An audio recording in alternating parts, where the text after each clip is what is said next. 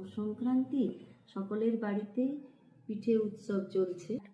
আর এক একজনের বাড়িতে এক এক রকম পিঠে তৈরির নিয়ম রয়েছে।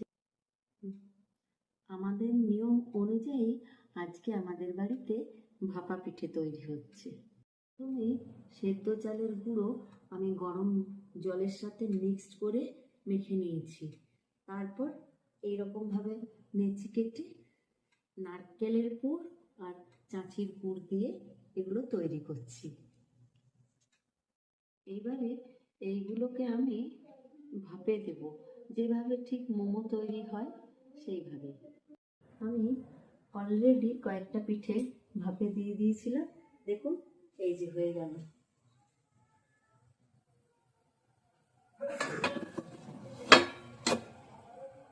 দেখুন কি সুন্দর মোমোর মতনই তৈরি হয়েছে।